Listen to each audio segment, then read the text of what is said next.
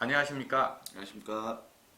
네, 그 에듀앤 뉴스와 함께하는 학부모 진학 교실을 담당하는 송민호. 네, 김진만입니다. 예, 반갑습니다. 네, 반갑습니다. 네, 아마 이제 이 영상을 학교 선생님이나 아니면 이제 학부모님께서 이제 보실 것 같습니다. 네, 그래서 이제 저희가 2시간 정도로 학부모 진학 교실을 준비했고요.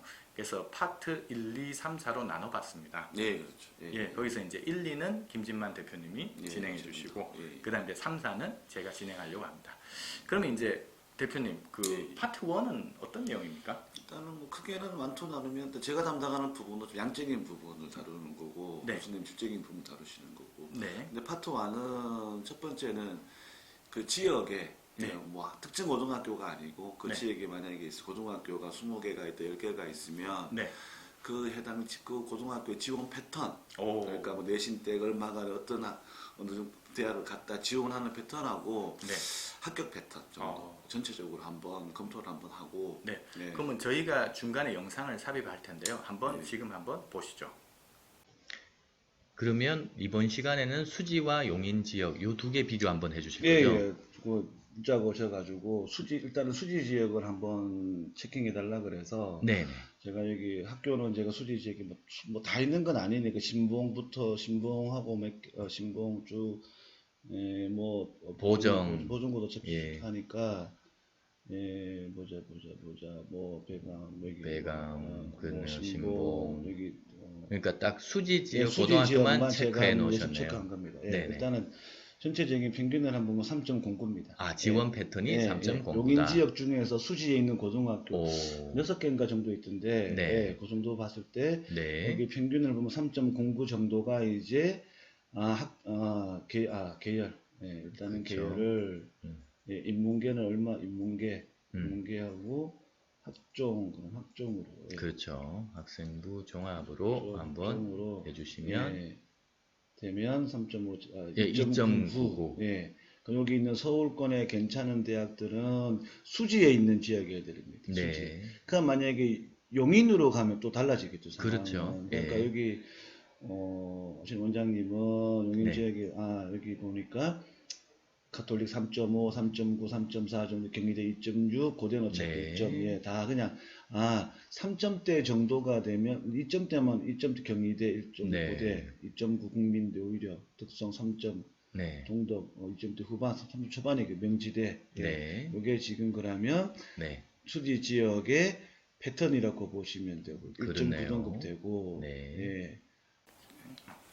그리고 이제 두 번째는 이제 사실 지금은 정보가 원체 자료가 많이 공급이 되거든요. 네, 그러니까 네. 이제 학부모님들한테는 그거를 이제 사실은 저희 같은 사람은 쉽게 구하는데, 네. 예, 그런 거 이제 구하는 방법 같은 경우. 예, 예를 들면 지금 주로 좀 많이 나오는 게 이투스 청소에서 많이 나오거든요, 자료가. 그리고 이제 비상에듀에서 나오고, 종로학원에서도 나오고, 대성학원에서도 나오고, 유해에서도 나오고. 그러니까 진학사가 사실은 공개를 잘 하지는 않거든요. 네. 그러니까 진학사를 제외한 모든 기관들의 네. 뭐 수시 검색기라든지 학불 자료라든지 그런 걸 어떻게 이제 구하실 수 있는지, 예, 그런 거. 그리고 이제 그걸 구하시고 난 다음에 어떻게 검색을 하고 활용을 하실 건지. 야, 예. 너무 좋네요. 예, 그런 부분들. 어. 예. 아니 보니까 어떤 뭐 밴드에 보니까 그런 걸 다 올려놓더라고요. 이 모모 밴드 아니면 종 모모 밴드 이런 데 가면 진짜 말씀하신 거 올라가 있어요. 예. 근데 그게 이제 학부모님들이 예. 취업을 하기 힘드니까. 그러니까 어느 특정 사이트에 들어가면 네. 그게 다 있거든요. 다 있기 때문에. 네. 물론 뭐 제가 운영하는 거니까. 그쵸. 그거 그게 누가 모아줘야 돼요. 뭐 무료니까 저는 예. 모아서 이제 거기서 뭐 제가 만든 부분은 제가 가지고 있는 거고, 네. 일반 공개할 수 있는 건 공개를 다 하니까 그거 활용하시면 될 겁니다. 정말 뜻깊은 시간이 될 것 예, 같습니다. 그렇게 하시면 학교 선생님들도 활용하셔도 되고. 네. 예. 그리고 세 번째는 이제 대학에서 이제 자료를 발표를 하거든요. 네. 근데 그거를 참 이렇게 다 믿을 거냐 말 거냐 있는데, 네네. 일단 기본적으로 믿는 전제하에 네네. 보통 저희 같은 사람 학부모님들이 그 분석을 조금 해야 되니까 그게 과연 걔네들이 이제 어떤 기준으로 발표를 하는 건지, 이제 그런 용어라든지 네네. 그런 걸 분석하는 방법 같은 경우, 예, 그런 것도 조금 야, 좀 연구를 좀 해야 되겠죠. 뭐 말씀을 드리는 거고. 예. 너무 좋습니다. 네, 아닙니다. 예, 파트 2를 가면 네네. 약간 조금 파트톤 좀 실무적인 부분이 들어갑니다. 실무적인 부분이 들어가는데 네네. 이거 뭐 수시나 정시나 같은 맥락인데 네. 일단 대학에서 발표하는 게 평균점이라는 게 나오거든요. 네네. 평균점이 있는데 이게 이제 학교마다 다 다른데 공개를 하는 대학이 있고 하지 않는 대학이 있고 네. 그러니까 뭐 최종 합격자의 평균, 등록자의 평균 이제 오. 그런 의미가 어떤 의미가 있는지 그럼 내신 등급이 확 달라지거든요. 네. 이게. 그 대학에서는 손해를 학교 우수성을 보이려고 내신을 좀 올리는 경향이 있거든요. 이제 그런 걸 어떻게 해석을 할 건지 네. 그러니까 평균점에 관한 거는 한 번 더 확인 한번 해보는 방향으로 가고 알겠습니다. 이제 두 번째는 이제 표준 편차라는 게 있는데 뭐 추가 합격선이라든지 문 닫고 갔다는 얘기는 사실은 별 의미가 없고 그건 좀 너무 의미가 없는 거고 사실은 특별한 케이스고 그래서 이제 표준 편차 값을 활용한 추가 합격권이라든지 최저 합격선 정도를 예측할 수가 있거든요. 이게 네. 그런 부분들 오. 그게 좀 실무적인 부분인 거죠. 그러니까 익명 그대로 대학에서 발표한 자료에다가 예. 표준 편차 값을 더하고 이렇게 하면 네. 어느 정도가 이제 되는지 보통 보면 대학에서 합격 평균이라고 발표를 했는데 실제로 그 아래쪽에서 형성이 많이 되거든요. 이제 그런 부분 찾아내는 거하고 두 번째, 세 번째 같은 경우는 이제 지금 인원수가 지금 상당히 급감했지 않습니까? 예, 그러니까 확 줄더라고요. 예, 그러니까 올해 같은 경우 6만 명이 줄었는데 예. 내년 같으면 5만 명이 더 줄거든요. 예. 그럼 2년 사이에 그러면 보통 한 10만 명이 줄어버리니까 예. 그러면 기존에 가지고 있던 내신 등급이라는 게 사실은 좀 많이 떨어지겠네요. 불편하겠죠. 네네. 그런 거 이제 보정하는 방법이라든지 보정값 어떻게 할 건지 그러니까 상위권 대학에 얼마를 더하는 게 낫고 중위권 대학에 얼마를 더하는 게 낫고 예, 그런 부분들 그럼 조금 예, 이거 들으면 그냥 다 할 수 있겠네요. 그 전문가 수준이라고 보시면 돼요. 예. 야.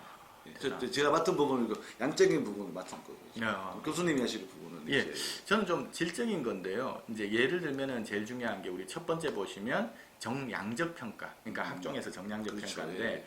만약에 1.0, 뭐 1.1, 1.2 이런 식으로 생각해 버리면 그건 교과전이라고 그렇죠. 교과로 가는 거죠. 교과로 가는 예, 거죠. 그러니까 특정 대학마다 1.0하고 1.2까지는 동점자 처리.